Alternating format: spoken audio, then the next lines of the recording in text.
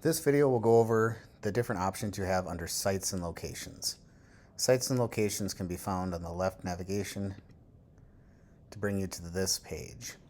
Here's where you're going to update where you offer courses if you have any training sites.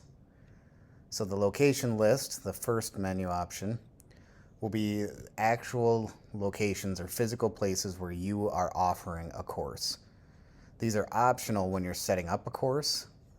However, it is nice to have. All you have to do is click on the new location button. It will bring you into the editor. The only thing you have to have is the name of the location. But you can also add the address, city, directions, and all of this can be automatically inserted into classes when registrants sign up for it. Any notes that you might want your instructors to know about or clients, and if you had a map or any other documents you'd want to include, you could include that here. Just hit save location. So that's where you can add locations for your actual courses.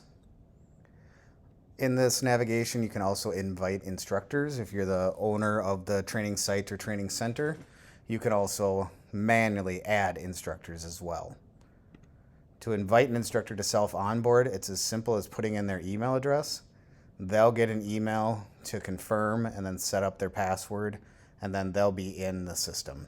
They'll only have access for instructor permission settings, so all they will see is courses and reports and settings, and the only things that will show for those will be courses that they are directly assigned to. So if they have taught a course, past or future, they would see that, or if you're using payroll, only that report would show for them. So that is how you would invite an instructor. Once they come in, they will have a profile option, and they can self-onboard and put in their certificates, license dates, things of that nature. And if you want to manually add an instructor, simply go under Instructors, hit Add Instructor, and then you can do it as well. Their username and password would default to their email address, and you would just direct them to your MyTASystem site. Other options here, if you're a business level subscriber, you can also invite training sites. The only way to add a training site is to have them invited, and then you'll be able to see their information as well, and they'll be listed under your subscription plan. You can see a list of your training sites by clicking here, and you can see a course report of your training sites with this one. And then equipment, if you have AEDs or mannequins or any kind of kits that you want to keep track of, you can add them as an equipment item by clicking New Equipment. And you can put in the price and when you acquired it, as well as the time it needs to be serviced. And what that can be used for, other than just manual tracking in here, is when you're under communications, you can set up an email campaign.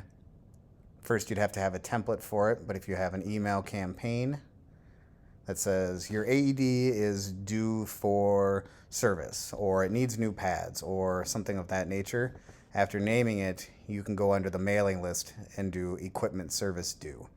And so then it would only wouldn't look at classes, wouldn't look at instructors, it would just look for that equipment, and then it would send out a message to who you would like it to go to. So that's a brief overview of the sites and locations. Hopefully you find this helpful. You can always contact us anytime.